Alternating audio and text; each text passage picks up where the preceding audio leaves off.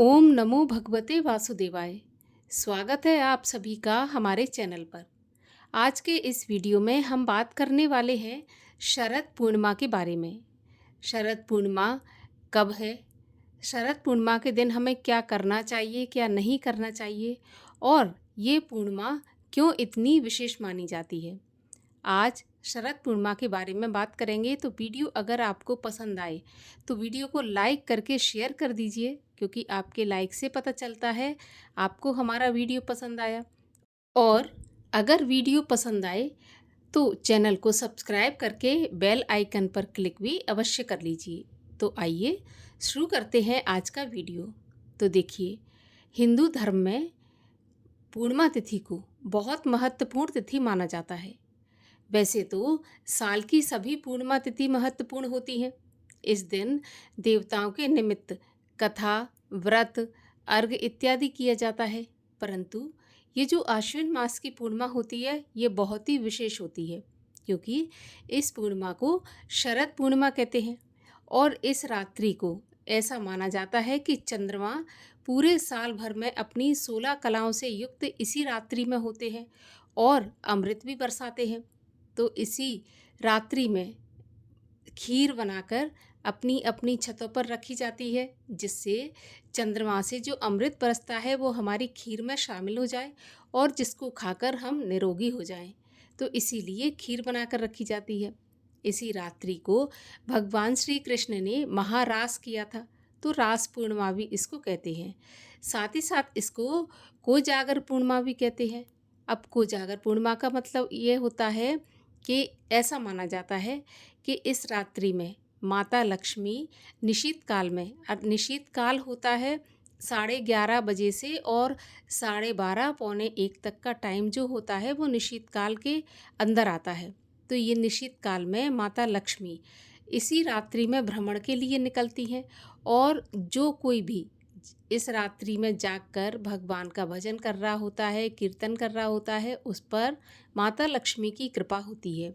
तो निशीत काल में हमें इस रात्रि में सोना नहीं चाहिए, भजन कीर्तन करना चाहिए, माता लक्ष्मी के नामों का जाप करना चाहिए, लक्ष्मी पूजा करनी चाहिए।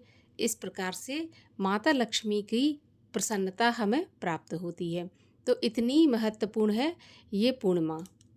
पूर्णिमा तिथि पर व्रत भी किया जाता है, सत्यनारायण की कथा की जा सकती है, और सत्यनारायण की कथा करके उसका पूरा पुण्य फल अगर हम किसी को समर्पित करते हैं तो उसका कई गुना फल हमें प्राप्त होता है। तो सत्यनारायण की कथा भी करें। इसके अलावा व्रती को रात्रि के समय चंद्रमा को अर्घ देने के बाद ही अपने व्रत का पारण करना चाहिए। अब अगर आप व्रत नहीं भी रख सकते तो कोई बात नहीं, अर्घ तो देना ही चाहिए, क्योंकि ये बहुत महत्वपूर्ण चंद्रमा होता है, तो अर्घ तो देना ही चाहिए। साथ ही साथ 20 मिनट से लेकर आधे घंटे तक चंद्रमा की रोशनी में बैठें। इससे हमारे शरीर की जो नकारात्मक ऊर्जा है वो बाहर जाती है, हमारा शरीर निरोगी रहता है, और जो चंद्रमा से अमृत बरसता है उससे हमारे जीवन में किसी भी प्रकार के कष्ट नहीं आते। तो चंद्रमा की रोशनी में भी बैठना चाहिए। अब सबसे विशेष बात यह है कि उस दिन सोमवार भी है, और सोमवार है तो चंद्रदेव का दिन है, भगवान भोलेनाथ का दिन है, तो और भी उत्तम है ये पूर्णिमा तिथि। तो आइए जानते हैं कि पूर्णिमा तिथि कब आरंभ होगी, कब समाप्त होगी, और पूर्णिमा का व्रत स्नान किस दिन किया जाएगा। तो देखिए, पूर्णिमा तिथि का प्रारंभ होगा 6 अक्टूबर सोमवार को दोपहर में 12:24 से, और पूर्णिमा तिथि समाप्त होगी 7 अक्टूबर मंगलवार सुबह 9:16 पर। तो वैसे देखा जाए तो पूर्णिमा तिथि हमें 2 दिन प्राप्त हो रही है। 6 अक्टूबर सोमवार को व्रत की पूर्णिमा रहेगी, और 7 अक्टूबर मंगलवार को स्नान और दान की पूर्णिमा रहेगी। क्योंकि व्रत जो किया जाता है वो चंद्रोदय व्यापिनी पूर्णिमा तिथि में किया जाता है, और स्नान ब्रह्म मुहूर्त में किया जाता है, तो इसीलिए 2 दिन पूर्णिमा तिथि हमें प्राप्त हो रही है। ऐसे में 6 अक्टूबर को व्रत की पूर्णिमा रहेगी और 7 अक्टूबर को स्नान एवं दान की पूर्णिमा रहेगी।